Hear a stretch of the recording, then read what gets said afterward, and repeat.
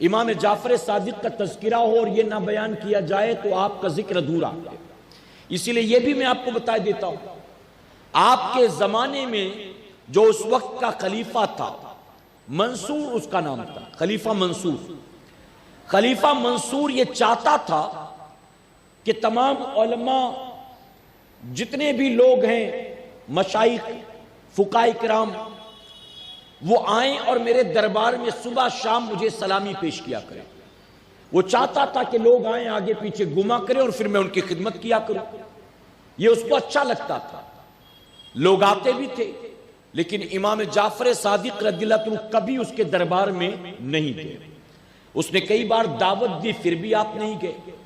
ایک مرتبہ وہ چڑ گیا اور اس کو یہ محسوس ہوا کہ یہ میری بے عزتی ہے کہ خلیفہ وقت بار بار دعوت دے اور دعوت دینے پر بھی امام جعفر صادق میرے دربار میں نہ آئے۔ وزیر کو بلایا اور منصوبہ کیا کہ کل میں امام جعفر صادق کو دربار میں بلاؤں گا، اگر وہ آ گئے تو غنیمت، اور نہیں آئے تو ان کو فوراً قتل کر دیا جائے۔ تو وزیر نے کہا کہ میں گستاخی معاف، آپ خلیفہ ہیں، لیکن میں صرف اتنا کہنا چاہتا ہوں کہ وہ جو گوشہ نشین بزرگ ہیں، وہ جو دنیا سے کٹ کٹا کر صرف اللہ اللہ کرتا ہوا زندگی گزارتا ہے، اس سے دشمنی مول لینے سے کیا فائدہ ہے؟ تو خلیفہ منصور کو غصہ آ گیا۔ اس نے کہا کہ میں جو کہتا ہوں تم ماننے کو تیار کیوں نہیں؟ وزیر نے کہا کہ میں منع نہیں کرتا، بلکہ میں آپ کو مشورہ دیتا ہوں، میرا کام مشورہ دینا۔ خلیفہ منصور نے کہا مجھے مشورے کی کوئی ضرورت نہیں، میں نے فیصلہ کر لیا۔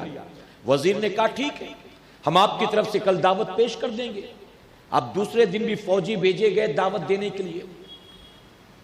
رات کو یہ منصوبہ کیا خلیفہ منصور نے فوجیوں کے ساتھ کہ جب امام جعفر صادق محل میں آئیں، ہر دروازے کے آس پاس تم ننگی تلواریں لے کر کھڑے رہنا، اور ان سے گفتگو کرتے کرتے کرتے کرتے میں ایسی بات کروں گا کہ ان کو جلال آ جائے، اور جب جلال آ جائے گا تو ظاہر ہے کہ میرے خلاف کچھ نہ کچھ وہ بولنا شروع کریں گے، اور جب وہ میرے خلاف بولیں گے تو میں اپنے تاج کو اتار دوں گا سر سے، اور یہ تاج کا اتارنا اس بات کا اشارہ ہوگا کہ تم آگے بڑھ کر امام جعفر صادق کو قتل کر دو، معاذ اللہ، یعنی ان کا کام تمام کر دو، معاذ اللہ۔ اس نے پورا پلان کر لیا، نہیں آئیں گے تو وہی قتل کر دینا، اور آئیں گے تو میں ان کو غصہ دلاؤں گا اور اس کے بعد اشارہ کروں گا تو قتل کر دینا۔ پورا پلان تیار۔ دعوت پہلے بھی کئی بار دی گئی، امام جعفر صادق نہیں آئے، لیکن آج جب دعوت دی گئی تو امام جعفر صادق دربار میں حاضر ہو گئے۔ وہ خوش ہوا کہ چلو پہلا کام تو بن گیا، کہ آنے سے منع کرتے تھے، آج آخر آ گئے تو ایک کام تو بن گیا۔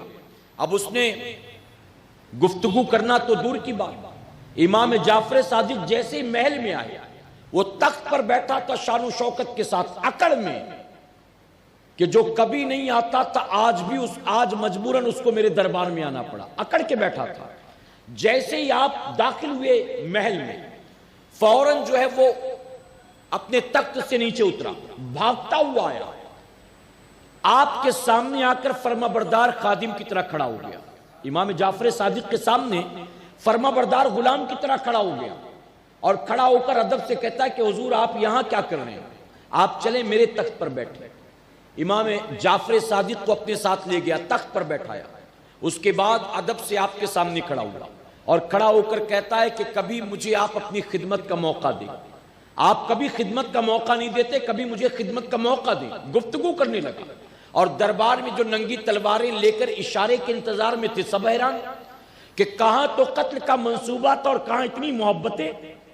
آخرکار فرمایا گیا امام جعفر صادق جب واپس چلے گئے تو جانے کے بعد لوگوں نے پوچھا کہ تو نے تو قتل کے منصوبے کیے تھے، پھر ان کے سامنے تیری گگی بن گئی، کیا بات تھی؟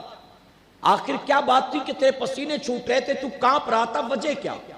تو کہتا ہے کہ جب وہ محل میں آئے تو اکیلے نہیں آئے، ان کے آگے آگے ایک اژدہا چل رہا تھا، ایک بڑا سا اژدہا تھا، اور جب محل میں وہ داخل ہوئے تو اژدہے نے اوپر کا جبڑا میری کرسی پر لگایا، نیچے کا جبڑا میرے تخت پر لگایا، اور اپنی زبان سے اس نے کہا اے منصور اگر تو نے اللہ کے ولی کی شان میں ذرا بھی گستاخی کی تو میں اپنے جبڑوں کو ملا دوں گا اور تو ہمیشہ کے لیے میرے جبڑوں کے درمیان پس کر رہ جائے گا۔ کہتا ہے جب میں نے سنا تو مجھے فوراً سمجھ میں آ گیا کہ ان سے دشمنی مول لینا صرف آخرت برباد نہیں کرنا، اپنی دنیا بھی تباہ برباد کرنا ہے، اپنی دنیا بھی تباہ برباد کرنا۔ میرے پیارے آقا کے پیارے دیوانوں، پھر دل سے نفرت کو نکال کر اس نے عقیدت و محبت کو بٹھا لیا۔ حضرت امام جعفر صادق، امام جعفر صادق جس نے جنت بیچی ہے، واقعی بیچی، جس نے جنت بیچی ہے واقعی۔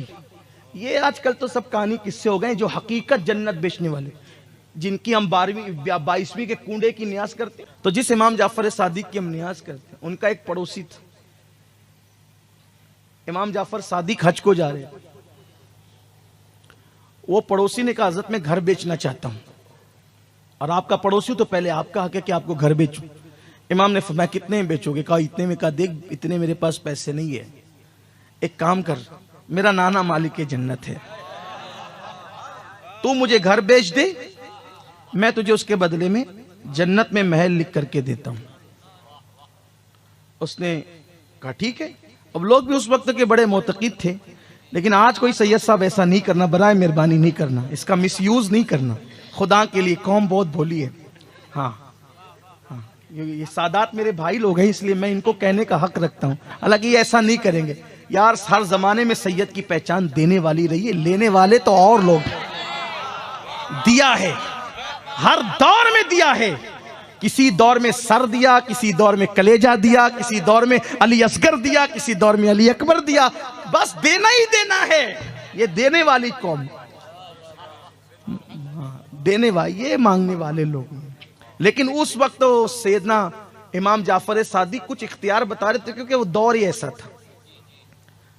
وہ دور جو تھا نا، اصل میں سادات کے دشمنوں کا، وہ بادشاہوں کا دور تھا، تو کچھ وہاں جب ایسا ہوتا ہے تو کچھ بتانا پڑتا ہے۔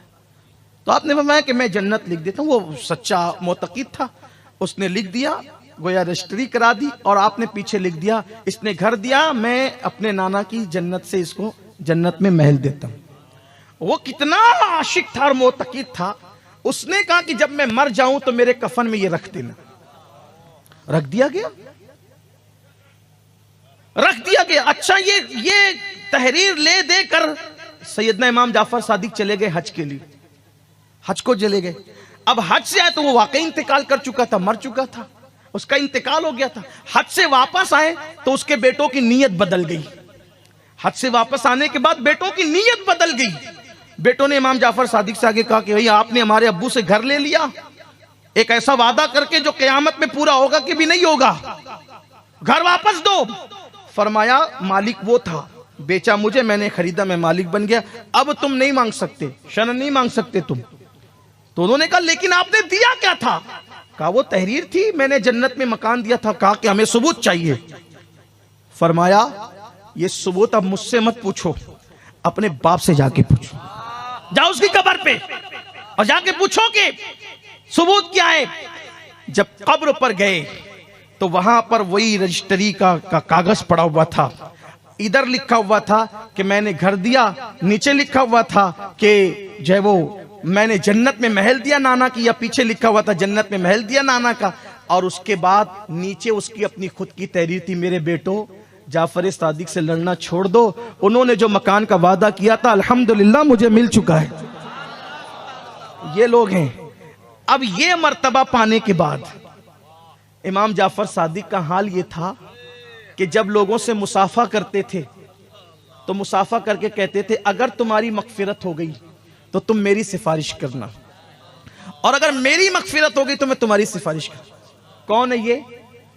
امام حسین رضی اللہ تعالیٰ عنہ کے سگے پر پوتے ہیں، امام زین العابدین کے سگے پوتے ہیں، امام جعفر صادق امام اعظم کے استاد، جن کے بارے میں امام اعظم کہتے ہیں اگر جعفر صادق نہ ہوتے تو نعمان ہلاک ہو گیا ہوتا۔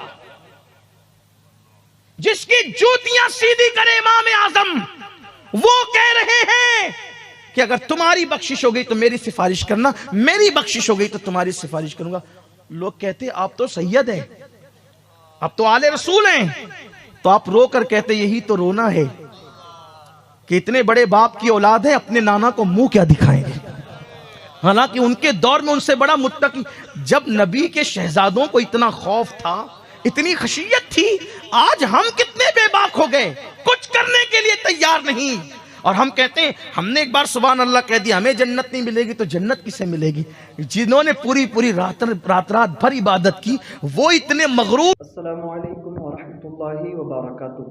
میرے پیارے عزیز دوستو، آج کی اس ویڈیو کے اندر جو مفتی صاحب نے بیان کیا اس میں ہم کو یہ سمجھایا، اس بیان کا خلاصہ کلام یہ ہے کہ مفتی صاحب نے بہت ہی پیارے انداز میں ہم سب کو یہ سمجھا دیا کہ حضرت امام جعفر صادق رضی اللہ تعالی عنہ کا قتل کس طرح کیا گیا۔ امام جعفر صادق کے قتل کا اور ایک اژدہے کا بہت ہی پیارا، دلوں کو سکون پہنچانے والا، ایمان کو تازہ کر دینے والا بیان ہم نے اس ویڈیو کے اندر سنا۔ صرف اور صرف 5 سے 7 منٹ کے اندر ہم کو یہ علم حاصل ہو گیا کہ حضرت امام جعفر صادق رضی اللہ تعالی عنہ کا قتل کس طرح کیا، کس نے کرایا، اور ان کے قاتلوں کا انجام کیا ہوا۔ پیارے دوستو، اسی طرح کی دینی معلومات حاصل کرنے کے لیے میرے اس چینل کو بہت ہی جلد سبسکرائب کر لیجئے۔ انشاءاللہ تعالی آپ کو میرے چینل پر اس طرح کی اپڈیٹ ملتی رہا کریں گی انشاءاللہ تعالی۔ ویڈیو کو لائک کر دیجئے اور ثواب کی نیت سے دوسرے مسلمانوں تک شیئر کر دیجئے تاکہ یہ ویڈیو دیکھ کر کے دوسرے مسلمان بھائی فائدہ حاصل کر سکیں۔ ملتے ہیں اگلی ویڈیو میں، چینل کو سبسکرائب لازمی کر دیں۔ السلام علیکم ورحمۃ اللہ وبرکاتہ۔